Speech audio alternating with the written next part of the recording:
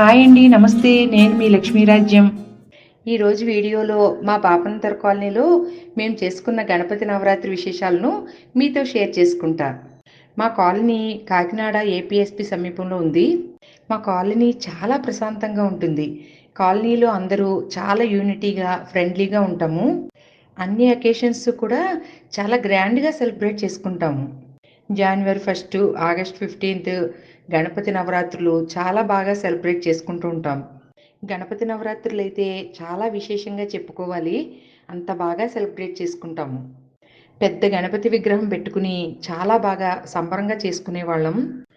ఈ 2020, 21 ఈ కోవిడ్ నిబంధనల ప్రకారం చాలా సింపుల్గా చేసుకోవాల్సి వచ్చింది. 2018, 19లో జరిగిన మా గణపతి నవరాత్రి విశేషాలు చూసేద్దాం రండి. ఇదిగో చూస్తున్నారుగా, ఇదే మా కాలనీ.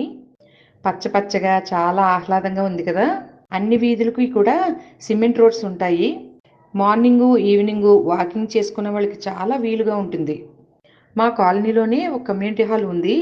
ఏ అకేషన్స్ జరుపుకోవాలన్నా ఆ హాల్ మాకు చాలా కన్వీనియంట్గా ఉంటుంది. మా కాలనీలో ఉన్న లేడీస్ అందరం ఆ హాల్లోనే సంగీతం, కోలాటం కూడా నేర్చుకున్నాము. మా కాలనీకి ప్రెసిడెంటు, సెక్రటరీ, కమ్యూనిటీ మెంబర్స్ ఉంటారు. కమ్యూనిటీ మెంబర్స్లో లేడీస్ కూడా ఉన్నారు. మాకు ఏ సమస్య ఉన్నా ప్రెసిడెంట్ గారు చాలా క్విక్గా యాక్షన్ తీసుకుంటారు. అందువలన మా కాలనీలో ఏ సమస్యలు లేకుండా చాలా ప్రశాంతంగా ఉంటుంది. 2018, 19లో గణపతి నవరాత్రులకు చాలా పెద్ద విగ్రహాలు చక్కగా ఏర్పాటు చేశారు. నవరాత్రులకు రాట వేయడం దగ్గర నుండి అందరూ ఎంతో ఉత్సాహంగా అన్ని కార్యక్రమాల్లో పాల్గొన్నారు. కమ్యూనిటీ హాల్ని చక్కగా రెడీ చేసుకుని గణపతి విగ్రహాన్ని ప్రతిష్ఠిస్తారు. చవితి రోజున ఇంట్రెస్ట్ ఉన్న ఒక జంట పీటల మీద కూర్చుని పూజలు నిర్వహిస్తారు. నవరాత్రులు 9 రోజులు రోజుకి ఒక సాంస్కృతిక కార్యక్రమం నిర్వహిస్తూ ఉంటారు. పాటలు, సంగీత కార్యక్రమాలు, పిల్లలతో డ్యాన్స్ ప్రోగ్రామ్స్తో చాలా సందడిగా 9 రోజులు ఇట్టే గడిచిపోతాయి. మేము మా ఫ్రెండ్స్ ఒకరోజు కోలాటం ప్రోగ్రాం కూడా చేశాము.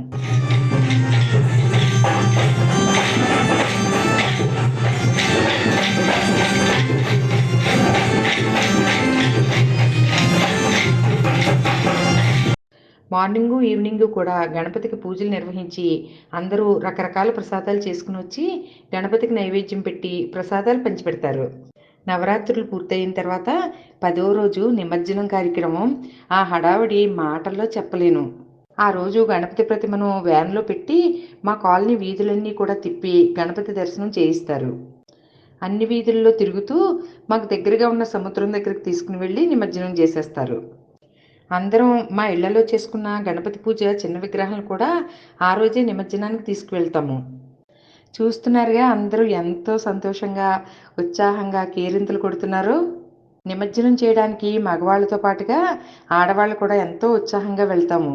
స్వామిని నిమజ్జనానికి తీసుకెళ్తూ వీధుల్లో వస్తుంటే కాలనీలో చాలామంది తమ ఇళ్ల దగ్గర గ్రూప్ మెంబర్స్కి tiffins, snacks, tea, cool drinks అన్నీ చక్కగా సప్లై చేస్తూ ఉంటారు. వ్యాన్ ముందు కూడా కోలాటం వేస్తూ నిమజ్జనానికి తీసుకెళ్తూ ఉంటారు. నిమజ్జనం తర్వాత రోజు అన్న సంతర్పణ కూడా నిర్వహిస్తారు. ఆ భోజనాలు కూడా చేసి ఈ సంవత్సరం గణపతి నవరాత్రులు పూర్తయ్యాయి, మళ్ళీ ఒక సంవత్సరం వెయిట్ చేయాలి కదా అని అనుకునేవాళ్ళం. మా కాలనీకి వాక్బుల్ డిస్టెన్స్లో ఐశ్వర్యాంబిక అమ్మవారి గుడి ఉంటుంది. చాలా బాగుంటుంది. అక్కడ కూడా పూజలు చాలా బాగా నిర్వహిస్తూ ఉంటారు. మీరు కాకినాడ వస్తే మా ఐశ్వర్యాంబిక అమ్మవారిని తప్పకుండా దర్శించండి.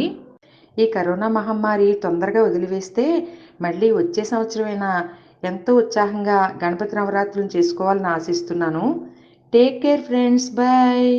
నా వీడియోస్ మీకు నచ్చినట్లయితే లైక్, షేర్ అండ్ సబ్స్క్రైబ్ చేసి నన్ను ఎంకరేజ్ చేయండి.